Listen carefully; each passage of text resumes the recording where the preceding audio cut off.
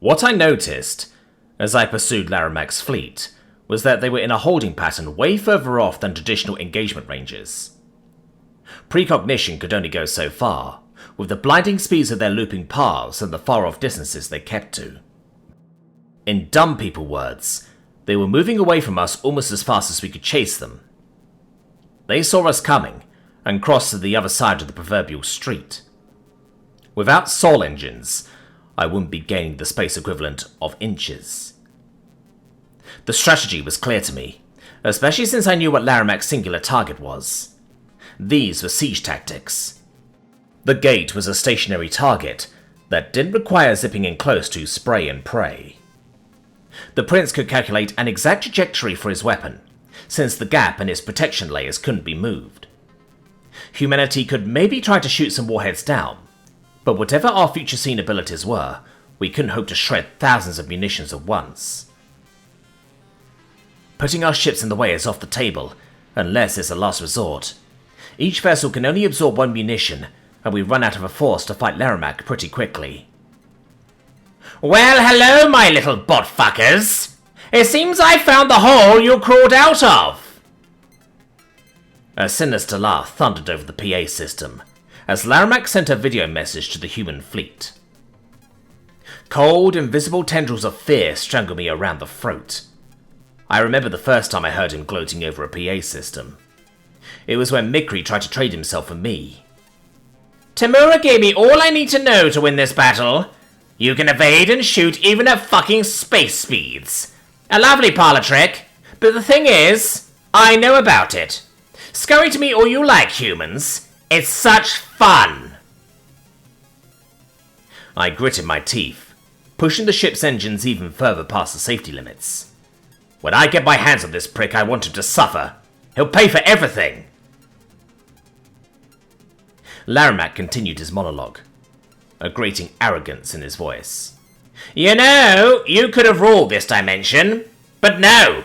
You had to befriend those useless birds! We tracked you when you brought Jetty away. Oh, I'm going to have such a fun time stepping on their little cities after you're not around to protect them. Humans, you're so fucking pathetic. So soft. No vision. You get gifted powers by some breach that hands you everything. And what do you do with them? Teach chip brains love. Ha ha! Mikri, how do we shut this fucker up? I could switch off the audio channel, as could you. I am happy that you thought teaching me to love was worthwhile, if that means anything to you. The android answered. It does. Don't cut the channel. Laramax might give us his plans. Anything he says might help you, Sophia and Kapal. I meant physically silencing him. If I knew how to break the prince forever from afar, I would have hacked him. Into pieces. Many pieces. The tin can thinks he's clever. He kinda is. Huh. That would be your most impressive hacking showcase yet. Let it sink in that you are unworthy. You are mere bullets, while I am a gunsmith of canning. You can never be half of what I am. Prince Laramax never grew weary of hearing himself speak, and continued his long-winded spiel. Laramax the Insane. I always liked that name. Crazy gets things done. Insane believes that he can take down complacent dimension hoppers before they get off the ground. I am a savior. The machines will not get away with slaughtering us, and even you are not untouchable after helping them. On second thought, turn Laramax off. Sophia and Kapal can listen to this broadcast on their own, if there's anything useful said, I hissed. Mikri cut the feed without hesitation. My foremost concern is for you, Preston, but before humanity, my people knew we were losing the war. Our days were numbered. I do not favor the scenario that Laramax might kill the organics who chose to be our friends, then destroy us. I had hoped that, in time, the Vaskar could be something more. You already are. Look, tell this to your network. You don't need the factories on Kalka to continue your species anymore. You can pass through the portals unharmed. Androids can go anywhere, and survive without goofy flesh bags. The Vaskar was quiet for a long moment. Sophia mentioned the concept of a soul. You irrational meat tubes are my soul. Survival is little consolation. That's why survival wasn't worth shit to me either. Soul and soul rhyme, so let's call that my soul. I am nothing without my home. I think I understand the level of significance. I have optimized your engines as well as those of other ESU ships to be 1% more efficient. Catch, Laramax. The extra jet of power kicked in, and I was suddenly grateful that Mikri had tinkered with our systems. I wasn't going to have Laramax fleet in my sight, but it was close enough to start taking low probability shots at the hostiles. The android fell silent just in time for me to clue in on the goosebumps, and I jerked the steering column down in a panic. The fireball rounds covered a wide swath of space, which my roof barely ducked under. It was pretty far to be taking shots, but if this was close enough for Laramax, it was for me too. This was the distance he wanted us at, and humans could beat him at his own game. There was no time to wait to start taking out the siege weapons that were battering Sol. I cursed at the paltry range of my homing missiles, but settled for laser weapons with reluctance. The dots on the sensors were moving so quickly that it was tough to know heads from tails. Panic crept in, as I fired a blind shot in the hopes I'd steer it right so far. Evasion was a feeling I knew, but how had the pilots at Tamura mastered the weapons? I don't have the sense, or fuck, I can't recognize it. It's all a stab in the dark. How am I supposed to help? Should I give control to Mikri, if it's pure calculation? But he can't evade, and a trillion androids couldn't calculate an impossible shot. I know you said to be silent, but your heart rate is elevating, Preston. Was there something that triggered you to struggle with control of your faculties? Mikri prompted. I gripped my head, releasing my control on the manual joystick for aiming the weapons. I can't see, Mikri. I can't tell where they're going to be. It's not working. Calm down. There must be a solution, though I do not understand how organics process stimuli. While the Vaskar was expending valuable time talking, I could see more missiles sailing around the humans in pursuit, heading to the space gate with the highest yields Keelan could muster. Kapal has studied precog the most. I will put him on the line. During the brief pause for Mikri to fetch Kapal, who didn't have precognition, so I didn't see what he could possibly explain from mere second-hand knowledge, I was on my own. My refusal to back down, even without the foresight, was because I knew what was on the line. There was no turning back. If Sol was about to be extinguished, I didn't care whether I died or not. As Mikri put it, survival was little consolation. The warnings about incoming rounds were difficult to fill through my increasing alarm, which drowned the little nudges. An incendiary round shaved my starboard side, and the fighter rolled like a damn Ferris wheel. My hand shot to the steering column, not wanting to go into a tailspin in these physics like the first time. It was a guessing game whether the ship would respond. I applied thrust to stop the rotation, and got myself back into straight flying. I struggled to calm myself after that close shave. It was lucky that my hull integrity held. Glows that weren't meant for our formation passed above me, and I thought about turning into ESU chatter to hear how the space gate was holding up. Laramax must have already gotten a few hits in, since he could put every shot on net. After struggling to focus on future glimpses, I knew I could afford the distraction. Maybe Mikri could keep me appraised. Preston? An organic voice spoke, reminding me of a teacher pointing to a student with a raised hand. Can you hear me? I tried to steady my voice as I barely caught onto an impulse and weaved away from another volley. Yes. Hurry, Kapal. Okay. I know that precognition works for your subconscious. Evasion seems to tickle your flight or flight, but shooting is more subtle. Look at the sensor dots and close your eyes. Continue their pathing in your head. You want me to close my eyes in the middle of battle? Just try the visualization exercise. It must be worth a shot if you're calling me. The point is that you practice with your eyes closed, then try to run the pass forward with your eyes open. Got it? I nodded, swallowing as I saw thousands of missile dots behind me on sensors. Okay, just one thing first. Mikri, how is the space gate holding up?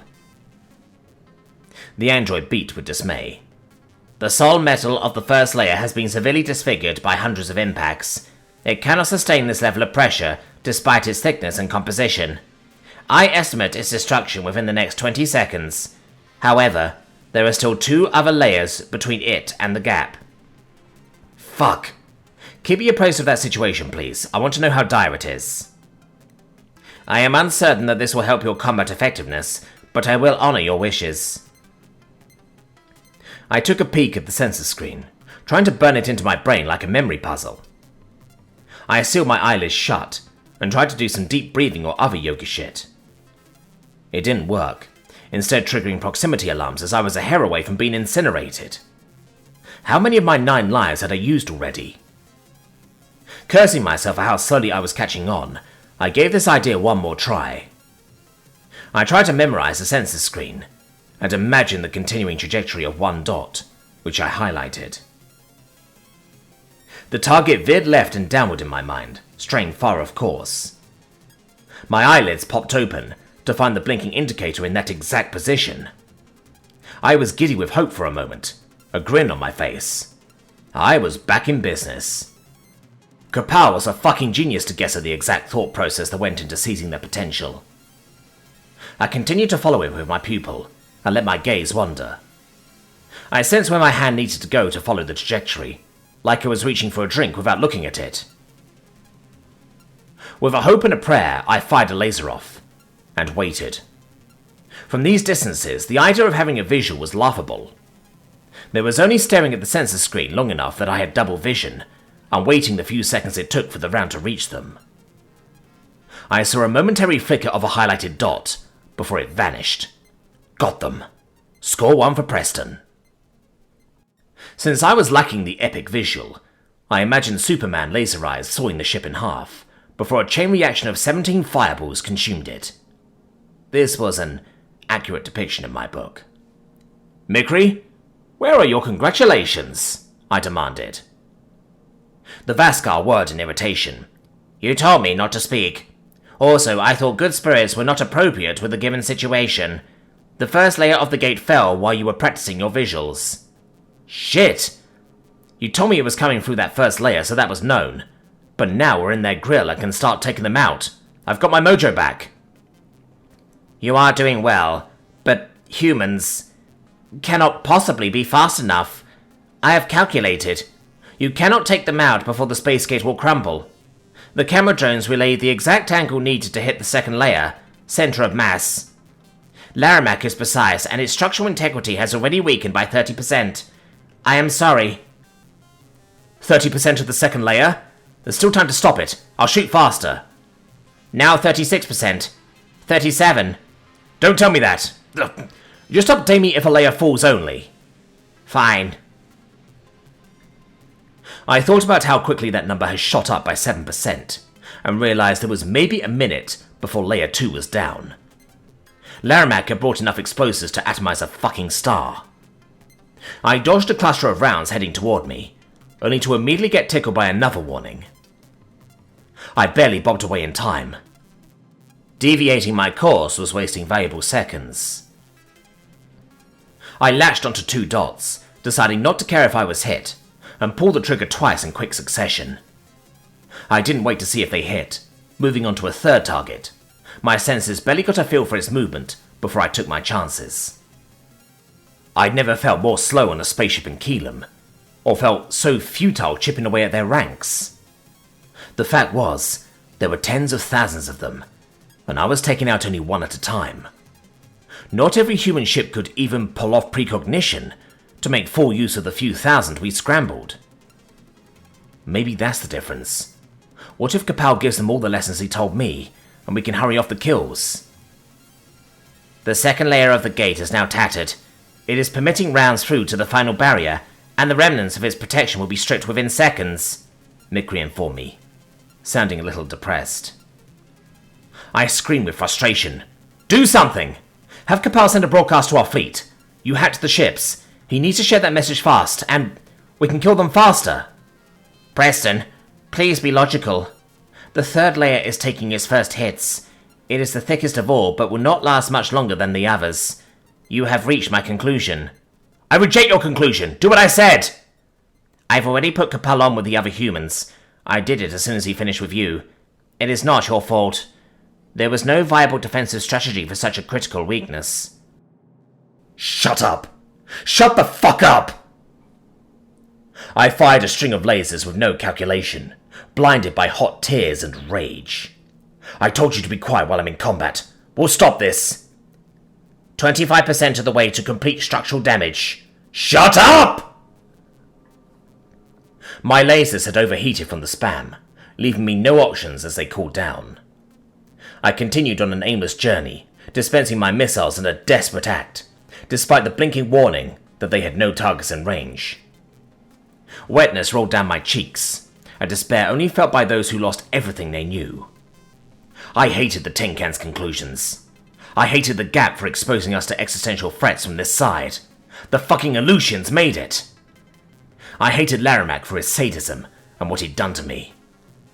Hated myself for not doing enough to stop them. Preston? Mikri prompted.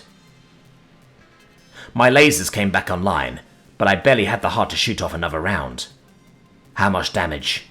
59%.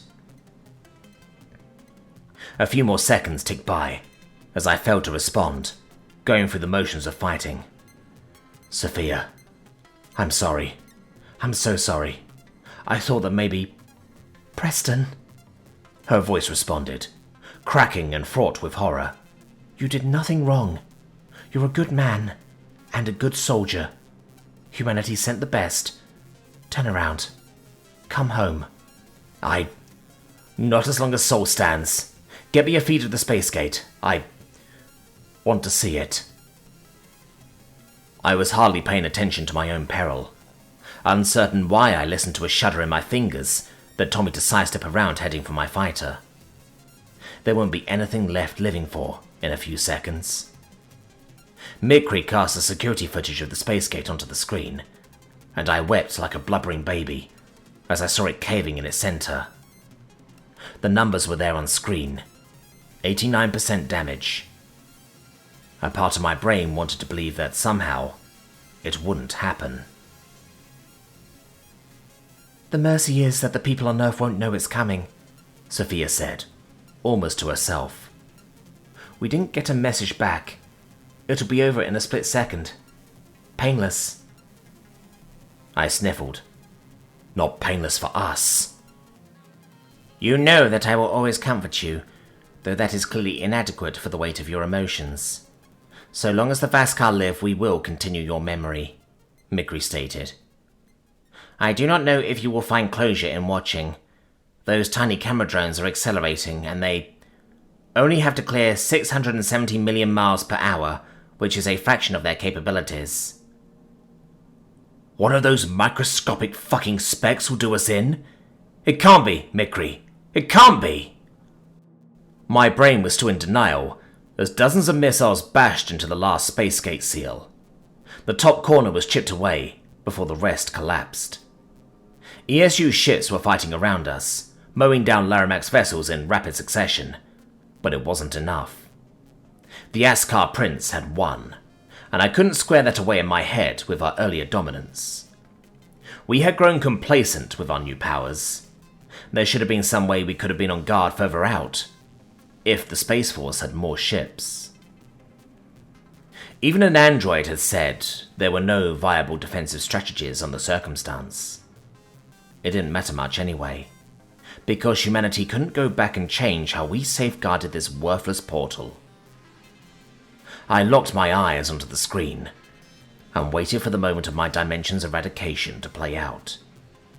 My hands were off the controls of my ship, finally being logical enough to see that I was powerless. Only visible as a line Mikri traced for me, a camera drone zipped through the crack in the final seal, clocking in at speeds that would carry infinite energy and soul. It would travel on until it collided with any particle and destroyed all that we knew.